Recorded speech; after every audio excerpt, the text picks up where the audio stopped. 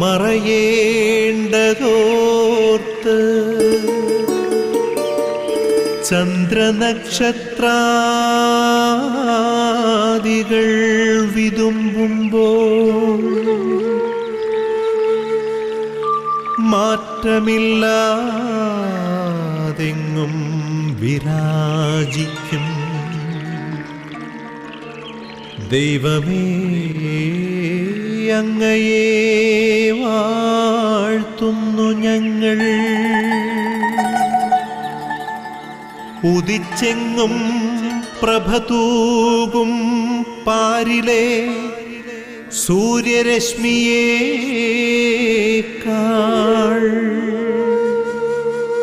പ്രശോഭിച്ചെന്നും പ്രസാദമേകുന്ന ദൈവമേ, അങ്ങേ മഹിമാവെത്ര മനോജ്ഞം.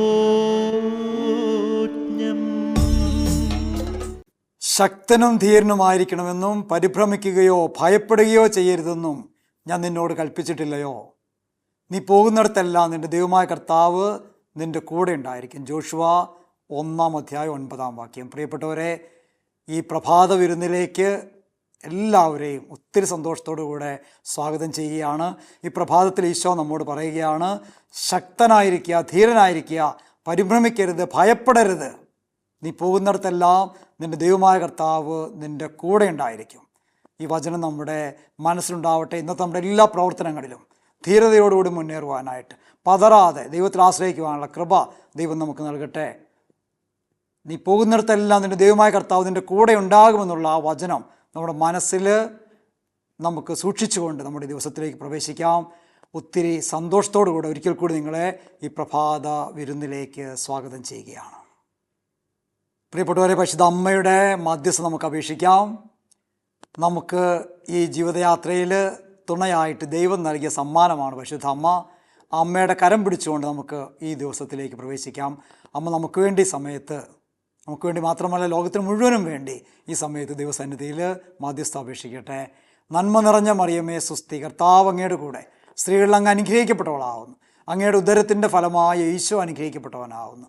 പരിശുദ്ധ മറിയമേ തമ്പുരാൻ്റെ അമ്മേ, പാപികളായ ഞങ്ങൾക്ക് വേണ്ടി ഇപ്പോഴും ഞങ്ങളുടെ മരണസമയത്തും തമ്പുരാൻ്റെ അപേക്ഷിച്ചു കൊള്ളണമേ. ആമേൻ.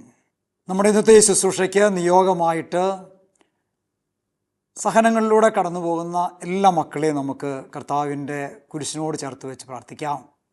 കർത്താവിൻ്റെ കുരിശ്, ആ കുരിശിൽ മുറുകെ പിടിക്കുവാനായിട്ട്, പ്രത്യേകിച്ചും വേദനകളിലൂടെ രോഗങ്ങളിലൂടെ കടന്നു പോകുന്ന എല്ലാ മക്കൾക്കും കർത്താവിൻ്റെ കുരിശിൻ്റെ ശക്തി അനുഭവിക്കുവാൻ ഇടയാകട്ടെ എന്ന് പ്രാർത്ഥിച്ചുകൊണ്ട് നമുക്ക് ഈ ശുശ്രൂഷയിലേക്ക് പ്രവേശിക്കാം. പരിമളത്തിനുറവയാം നറുസൗരഭ്യമാകട്ടെ ഞങ്ങളുമീ മണ്ണിൽ. സ്നേഹം നിറഞ്ഞവരെ, വചന ശുശ്രൂഷയിലേക്ക് നമുക്ക് പ്രവേശിക്കാം. നമുക്കൊരു നിമിഷം ഒന്ന് കണ്ണുകൾ അടച്ച് പരിശുദ്ധാത്മാവിൻ്റെ അഭിഷേകം ലഭിക്കാനായിട്ട് പ്രാർത്ഥിക്കാം. തമ്പുരാൻ്റെ വചനത്തിൻ്റെ പൊരുൾ ഗ്രഹിക്കുവാനായിട്ട് പരിശുദ്ധാത്മാവാണ് നമുക്ക് ശക്തി നൽകുക. പരിശുദ്ധാത്മാവിൻ്റെ കൃപ യാചിച്ചുകൊണ്ട് നമുക്ക് ഈ പ്രഭാതത്തിൽ ഇന്നത്തെ തിരുവചനം ശ്രവിക്കാം. അപ്പസ്തോല നടപടിക്രമങ്ങൾ 4-ാം അധ്യായം 8 മുതലുള്ള വാക്യങ്ങൾ നമുക്ക് ശ്രദ്ധിച്ച് വായിക്കാം. അപ്പോൾ പരിശുദ്ധാത്മാവിനാൽ നിറഞ്ഞ് പത്രോസ് അവരോട് പറഞ്ഞു, ഭരണാധികാരികളെ, ജനപ്രമാണികളെ, ഒരു രോഗിക്ക് ഞങ്ങൾ ചെയ്ത ഒരു സൽപ്രവൃത്തിയെക്കുറിച്ചാണ്, എന്ത് മാർഗങ്ങൾ ഉപയോഗിച്ച് ഞങ്ങൾ ആ മനുഷ്യനെ സുഖപ്പെടുത്തി എന്നതിനെക്കുറിച്ചാണ് ഞങ്ങൾ ഇന്ന് വിചാരണ ചെയ്യപ്പെടുന്നതെങ്കിൽ നിങ്ങളും ഇസ്രായേൽ ജനം മുഴുവനും ഇത് അറിഞ്ഞിരിക്കട്ടെ. നിങ്ങൾ കുരിശിൽ തറച്ച് കൊല്ലുകയും മരിച്ചവരിൽ നിന്ന് ദൈവം ഉയർപ്പിക്കുകയും ചെയ്ത നസ്രായനായ യേശുവിൻ്റെ നാമത്തിലാണ് ഈ മനുഷ്യൻ സുഖം പ്രാപിച്ച് നിങ്ങളുടെ മുൻപിൽ നിൽക്കുന്നത് എന്ന് നിങ്ങൾ തിരിച്ചറിയുവിൻ. ആകാശത്തിന് കീഴെ മനുഷ്യരുടെ ഇടയിൽ നമുക്ക് രക്ഷയ്ക്ക് വേണ്ടി മറ്റൊരു നാമവും നൽകപ്പെട്ടിട്ടില്ല.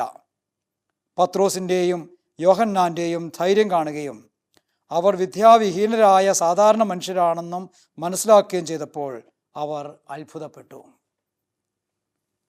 പ്രിയപ്പെട്ടവരെ, നമുക്കറിയാം ഈ സാഹചര്യം, ഈ വചനത്തിൻ്റെ സാഹചര്യം നമുക്കറിയാം. പെന്തക്കോസ്ത കഴിഞ്ഞു, ഒരു ദിവസം പ്രാർത്ഥിക്കുവാനായിട്ട് പത്രോസും കൂട്ടരും ദേവാലയത്തിലേക്ക് പോവുകയാണ്. ദേവാലയത്തിൻ്റെ മുന്നിലിരുന്ന മുടന്തനായ യാചകൻ അവരോട് യാചിക്കുന്നു. പത്രോസ് ആ മുടന്തനോട് പറയുന്ന വാക്കുകൾ, മകനെ, വെള്ളിയോ സ്വർണമോ എൻ്റെ പക്കലില്ല, എനിക്കുള്ളത് ഞാൻ നിനക്ക് നൽകുന്നു. നസ്രായനായ യേശുവിൻ്റെ നാമത്തിൽ എഴുന്നേറ്റ് നടക്കുക. അത്ഭുതകരമായിട്ട് ആ മനുഷ്യൻ സൗഖ്യം പ്രാപിക്കുന്നു. അയാൾ എഴുന്നേറ്റ് ദൈവത്തെ മഹത്വപ്പെടുത്തുന്നു. ഇതിൻ്റെ പേരിലാണ് പത്രോസും കൂട്ടരും വിചാരണ ചെയ്യപ്പെടുക. എന്തധികാരത്തിലാണ്, അല്ലെങ്കിൽ എങ്ങനെയാണ് നിങ്ങൾ ഈ മുടന്തനെ സൗഖ്യപ്പെടുത്തിയതെന്ന് ചോദിച്ചുകൊണ്ട് പ്രമാണികൾ പത്രോസിനെ വിചാരണ ചെയ്യുമ്പോൾ പത്രോസ് പറയുന്ന വാക്കുകളാണ്: നിങ്ങൾ കുരിശിൽ തറച്ച് കൊന്ന ക്രിസ്തു ഉയർത്തെഴുന്നേറ്റിരിക്കുന്നു. ആ ക്രിസ്തുവിൻ്റെ നാമത്തിലാണ് ഇയാൾ സൗഖ്യം പ്രാപിച്ചിരിക്കുന്നത്. പ്രിയപ്പെട്ടവരെ, ഈ ശിഷ്യന്മാരുടെ ജീവിതം ശ്രദ്ധിച്ചാൽ നമുക്ക് കാണുന്നൊരു കാര്യം, പെന്തക്കോസ്തായിലൂടെ അവർ പ്രഘോഷിക്കുന്നത് ക്രൂശിതനായ യേശുവിനെ കുറിച്ചാണ്. യഹൂദരുടെ പാരമ്പര്യമനുസരിച്ച് ക്രൂശിത മരണം, അല്ലെങ്കിൽ കുരിശിൽ ഒരാൾ മരിക്കുക എന്ന് പറഞ്ഞാൽ അത് ഏറ്റവും ശപിക്കപ്പെട്ട മരണമാണ്. അങ്ങനെയുള്ളൊരു വ്യക്തിയുടെ കുടുംബത്തിന് പിന്നെ യാതൊരു സഹായവും കിട്ടില്ല. യഹൂദ പാരമ്പര്യം പറയുക, ഏതെങ്കിലും ഒരു വ്യക്തി ഒരു കുടുംബത്തിൽ നിന്ന് ഇങ്ങനെ ക്രൂശിത മരണത്തിന് വിധിക്കപ്പെട്ട് കഴിഞ്ഞാൽ ഒന്നില്ലെങ്കിൽ ആ വീട്ടുകാർ വീടും പറമ്പൊക്കെ വിറ്റ് അന്യദേശത്തേക്ക് പോകും, അറിയപ്പെടാത്തൊരിടത്ത്. അതല്ലെങ്കിൽ അവർ കൂട്ടത്തോടെ ആത്മഹത്യ ചെയ്യും. കാരണം അത്രയ്ക്ക് ശപിക്കപ്പെട്ടൊരു മരണമാണ് ഈ ക്രൂശിത മരണം. അതുകൊണ്ട് തന്നെ ആരും അത് പറയാറില്ല. അത് തന്നെയാണ് യഹൂദർ നിർബന്ധം പിടിച്ചത്, യേശുവിന് ക്രൂശിത മരണം തന്നെ കൊടുക്കണം, കുരിശിൽ തറച്ചു കൊല്ലണം, കാരണം ഇനി അവൻ്റെ നാമം ആരും പറയരുത്. എന്നാൽ പെന്തക്കോസ്തയോട് കൂടെ ശിഷ്യന്മാർ പരിശുദ്ധാത്മാവിനാൽ നിറഞ്ഞു കഴിയുമ്പോൾ ആദ്യം പറയുന്നത്, നിങ്ങൾ കുരിശിൽ തറച്ചു കൊന്ന ക്രിസ്തു ഉയർത്തെഴുന്നേറ്റിരിക്കുന്നു എന്നുള്ളതാണ്. അന്ന് വരെ കുരിശ് അപമാനത്തിൻ്റെ അടയാളമായിരുന്നെങ്കിൽ കർത്താവിൻ്റെ മരണത്തോടു കൂടെ ആ കുരിശ് രക്ഷയുടെ അടയാളമായി മാറുകയാണ്. പഴയ നിയമത്തിൽ നമ്മൾക്ക് ഇതിൻ്റെ ഒരു പശ്ചാത്തലം കാണാൻ സാധിക്കും. അത് സംഖ്യയുടെ പുസ്തകം 21-ാം അധ്യായത്തിലാണ്. മോശയുടെ നേതൃത്വത്തിൽ ഇസ്രായേൽ ജനം ഇങ്ങനെ മരുഭൂമിയിലൂടെ നടന്നു പോകുമ്പോൾ വർഷങ്ങളായി അവരാകെ മടുത്തു. അവർ മോശയോട് മറുതലിച്ചുകൊണ്ട്, ഇനി ഒരു ദൈവത്തിൻ്റെ പുറകെ ഞങ്ങൾ പോണില്ല, ഞങ്ങളുടെ വഴിയെ പോകുന്നു എന്നൊക്കെ പറഞ്ഞ് മറുതലിക്കുമ്പോൾ ആഗ്നേയ സർപ്പങ്ങൾ അവരെ ആക്രമിക്കുന്നതും ആയിരക്കണക്കിന് മനുഷ്യർ മരിച്ചു വീഴുന്നതും നമ്മളവിടെ കാണുന്നുണ്ട്. അപ്പോൾ ഈ ജനത ഓടി വന്ന് മോശയുടെ കാൽക്കൽ വീണുകൊണ്ട്, ഞങ്ങൾക്ക് തെറ്റിപ്പോയി, ഞങ്ങളോട് ക്ഷമിക്കണമേ എന്ന് അപേക്ഷിക്കുകയും മോശ അവർക്ക് വേണ്ടി ദൈവസന്നിധിയിൽ മാപ്പ് ചോദിക്കുകയും ചെയ്യുന്ന രംഗമുണ്ട്. അവിടെ ദൈവം മോശയോട് പറയുകയാണ്, നീ പിച്ചള കൊണ്ട് ഒരു സർപ്പത്തെ ഉണ്ടാക്കി അതൊരു വടിയിൽ വട്ടം വെച്ച് കെട്ടി ഉയർത്തിപ്പിടിക്കുക, ആ അടയാളത്തിലേക്ക് നോക്കുന്നവരെല്ലാം രക്ഷ പ്രാപിക്കും. അന്ന് മോശ പിച്ചള കൊണ്ടൊരു സർപ്പത്തെ ഉണ്ടാക്കി ഒരു പച്ച മരത്തിൽ അത് വട്ടം കെട്ടി അത് ഉയർത്തിപ്പിടിക്കുമ്പോൾ അതിലേക്ക് നോക്കുന്നവരെല്ലാം ജീവനിലേക്ക് തിരിച്ചു വരും നമ്മൾ കാണുന്നുണ്ട്. ഇത് തന്നെയാണ് ഈശോ തൻ്റെ മരണത്തെക്കുറിച്ച് പറഞ്ഞപ്പോൾ ഇങ്ങനെ പറഞ്ഞു, മോശ മരുഭൂമിയിൽ സർപ്പത്തെ ഉയർത്തിയതുപോലെ മനുഷ്യപുത്രനും ഒരിക്കൽ ഉയർത്തപ്പെടും, അന്ന് ലോകത്തെ മുഴുവൻ ഞാൻ എന്നിലേക്ക് ആകർഷിക്കും. അത് കർത്താവിൻ്റെ കുരിശു മരണം അത് രക്ഷയുടെ അടയാളമായി മാറുകയാണ്. ഇതാണ് പത്രോസ് ഇവിടെ ഇന്ന് പ്രഖ്യാപിക്കുക, നിങ്ങൾ കുരിശിൽ തറച്ചു കൊന്ന ക്രിസ്തു ഉയർത്തെഴുന്നേറ്റിരിക്കുന്നു. പ്രിയപ്പെട്ടവരെ, ഇന്നേ ദിവസം നമുക്ക് കുരിശിൻ്റെ ശക്തി തിരിച്ചറിയാം. കുരിശിലൂടെ നമുക്ക് കിട്ടിയ രക്ഷ നമുക്ക് തിരിച്ചറിയാം. ക്രൂശിതനായ കർത്താവിനോട് ചേർന്ന് നമുക്ക് ദൈവത്തെ മഹത്വപ്പെടുത്താം. കർത്താവിൻ്റെ കുരിശ് നമുക്കെല്ലാവർക്കും രക്ഷയുടെ അടയാളമാവട്ടെ. പ്രിയപ്പെട്ടവരെ, അതുകൊണ്ട് തന്നെയാണ് നമ്മുടെ ജീവിതത്തിൽ വിശുദ്ധ കുരിശിന് വലിയ ഒരു പ്രാധാന്യമുണ്ട്. നമ്മുടെയൊക്കെ ദിവസം ആരംഭിക്കേണ്ടത് നമ്മുടെ നെറ്റിയിൽ, നമ്മുടെ അധരത്തിൽ, നമ്മുടെ ഹൃദയത്തിൽ കുരിശിൻ്റെ അടയാളം ചാർത്തിക്കൊണ്ടാണ്. വിശുദ്ധ കുരിശിൻ്റെ അടയാളത്താലെ എന്നുള്ള ആ ഒരു മുദ്ര പ്രാർത്ഥന നമ്മുടെ നെറ്റിയിലും നമ്മുടെ അധരത്തിലും നമ്മുടെ ഹൃദയത്തിലും നമ്മൾ പതിപ്പിക്കുമ്പോൾ ആ കുരിശ് വഴി നമുക്ക് ലഭിച്ച രക്ഷയാണ് നമ്മൾ പ്രഖ്യാപിക്കുക. ആ കുരിശിൻ്റെ സംരക്ഷണമാണ് നമുക്ക് ലഭിക്കുക. അതുകൊണ്ട് തന്നെയാണ് നമ്മുടെ എല്ലാ പ്രാർത്ഥനകളും നമ്മൾ ആരംഭിക്കുന്നത് വിശുദ്ധ കുരിശിൻ്റെ അടയാളത്താലാണ്. ആ കുരിശ് തരുന്ന ഒരു രക്ഷ അത് അനുഭവിക്കുവാനായിട്ട് നമുക്കിടയാകട്ടെ. ആ കുരിശിലേക്ക് നോക്കിക്കൊണ്ട് കുരിശാണ് രക്ഷ, കുരിശിലാണ് രക്ഷ, കുരിശെ നമിച്ചിടുന്നു എന്ന് പറയുവാനായിട്ടുള്ള കൃപ ദൈവം നമുക്ക് നൽകട്ടെ. ആ കുരിശ് നമ്മൾ ധരിക്കുമ്പോൾ, ആ കുരിശ് നമ്മുടെ ഭവനത്തിൽ നമ്മൾ സ്ഥാപിക്കുമ്പോൾ ഈ കുരിശിൻ്റെ സംരക്ഷണമാണ് നമുക്ക് ലഭിക്കുക. നമുക്കറിയാം, സാത്താൻ ഭയപ്പെടുന്ന ഒരടയാളമാണ് വിശുദ്ധ കുരിശിൻ്റെ അടയാളം. കാരണം അത് രക്ഷ പകർന്ന അടയാളമാണ്. സാത്താൻ്റെ തല തകർക്കുവാനായിട്ട് ദൈവം നിശ്ചയിച്ച അടയാളമാണ്. കുരിശിൽ കയറിയ ഈശോ ആ കുരിശിൽ സ്വയം ബലിയർപ്പിച്ചപ്പോൾ സകല മനുഷ്യരെയും രക്ഷയിലേക്ക് നയിക്കുക ചെയ്ത്. ആ കുരിശിൻ്റെ ശക്തമായ സംരക്ഷണം നമുക്കെല്ലാവർക്കും ഉണ്ടാകട്ടെ. പിതാവേ, സ്നേഹാഗ്നിയാൽ ജ്വലിക്കട്ടെ മക്കളാ ഞങ്ങളെല്ലാം.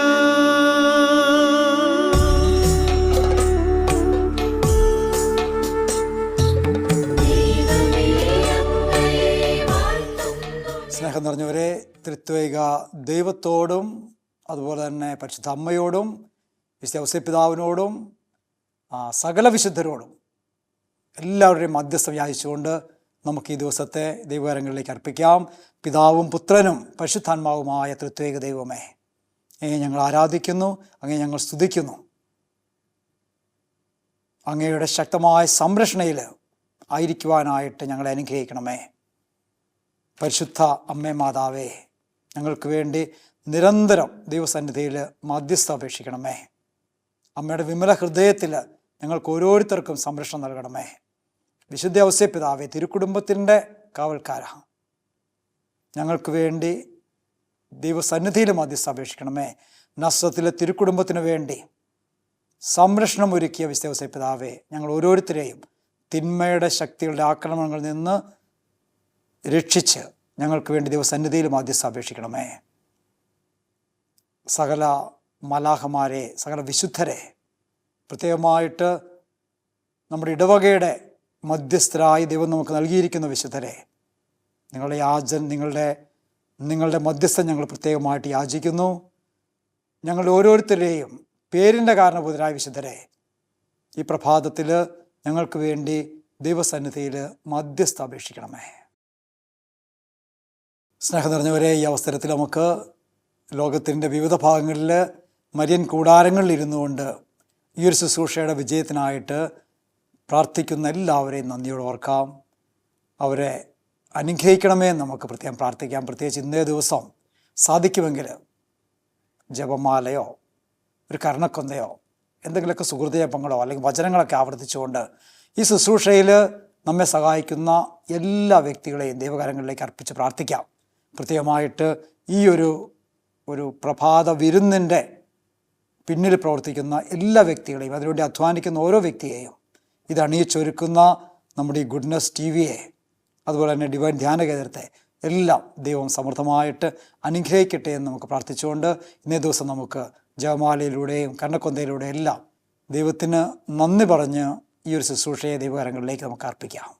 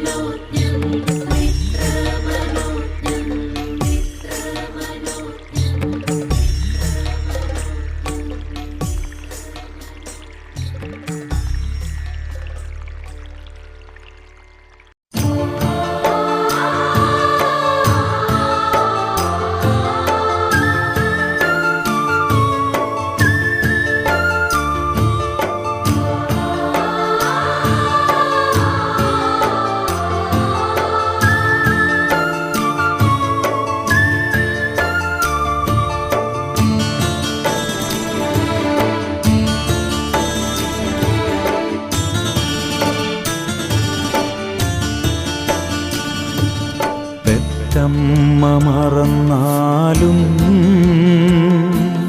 മറക്കാത്ത സ്നേഹമേ, ക്രൂശിതനായവനേ,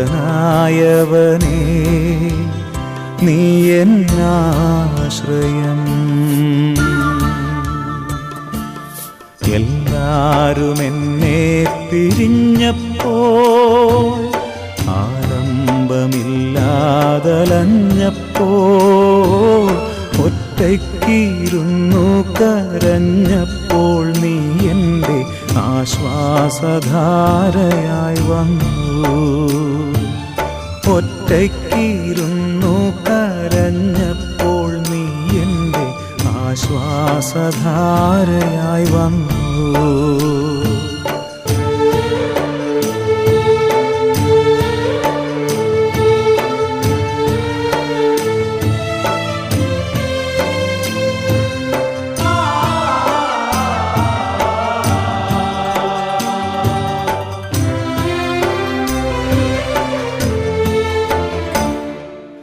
എൻ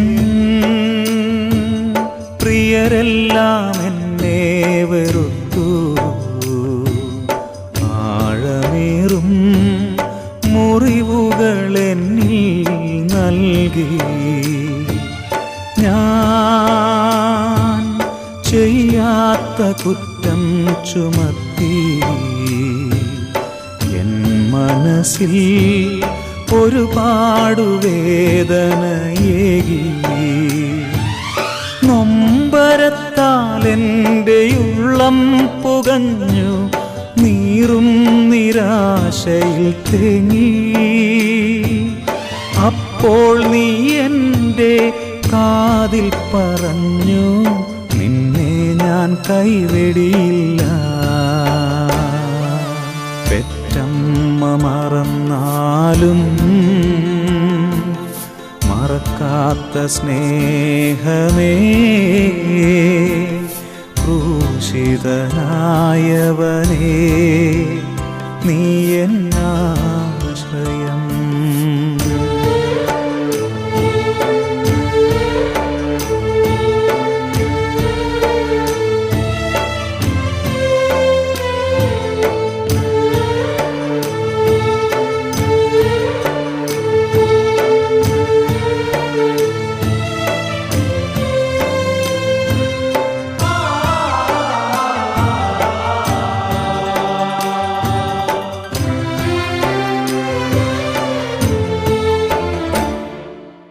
നിൻ വചനങ്ങളെത്രയോ സത്യം, ഈ ലോകത്തിൻ മായാവിലാസങ്ങൾ വ്യർത്ഥം. ഞാൻ നിന്നോടു ചേരട്ടെ നാഥ, നീയാണല്ലോ എന്നെ മറക്കാത്ത സ്നേഹം. തോരാത്ത കണ്ണീരുമായ്ക്കും യേശുവിൻ കുരിശോടു ചേർന്നു ഞാൻ നിന്നു. അപ്പോൾ അവൻ എന്നെ വാരിപ്പുണർന്നു, വാത്സല്യ ചുംബനമേകി. അപ്പോൾ അവൻ എന്നെ വാരിപ്പുണർന്നു, വാത്സല്യ ചുംബനമേകി. പെറ്റമ്മ മറന്നാലും മറക്കാത്ത സ്നേഹമേ, ക്രൂശിതനായവനേ, നീ എന്നാശ്രയം. പ്രിയപ്പെട്ടവരെ, നമുക്ക് കർത്താവിൻ്റെ ആശീർവാദം സ്വീകരിക്കാം. പരിശുദ്ധ കത്തോലിക്ക സഭയോട് ചേർന്ന് ആ സഭയെ നയിക്കുവാനായിട്ട് ദൈവം നമുക്ക് നൽകിയിരിക്കുന്ന നമ്മുടെ പ്രിയപ്പെട്ട മാർപ്പാപ്പയോട് ചേർന്ന് എല്ലാ മെത്രാന്മാരോടും, എല്ലാ വൈദികരോടും, എല്ലാ സമർപ്പിതരോടും, ലോകത്തിൻ്റെ വിവിധ ഭാഗങ്ങളിൽ ശുശ്രൂഷ ചെയ്തുകൊണ്ടിരിക്കുന്ന എല്ലാ ആത്മായ സഹോദരങ്ങളോടും എല്ലാം ചേർന്ന് നമുക്ക് കർത്താവിൻ്റെ ആശീർവാദം സ്വീകരിക്കാനായിട്ട് ഒരുങ്ങാം. കർത്താവ് നമ്മെല്ലാവരും അനുഗ്രഹിക്കട്ടെ. നമ്മുടെ കർത്താവ് ഈശോ മിശിഹായുടെ കൃപയും പിതാവായ ദൈവത്തിൻ്റെ സ്നേഹവും പരിശുദ്ധാത്മാവിൻ്റെ സഹവാസവും നാം എല്ലാവരോടും കൂടി ഉണ്ടായിരിക്കട്ടെ, ഇപ്പോഴും എപ്പോഴും എന്നേക്കും. ആമേൻ. പ്രിയപ്പെട്ടവരെ, അനുഗ്രഹം നിറഞ്ഞൊരു ദിവസം എല്ലാവർക്കും ആശംസിക്കുകയാണ്. ദൈവം നമ്മെല്ലാവരെയും സമൃദ്ധമായിട്ട് അനുഗ്രഹിക്കട്ടെ.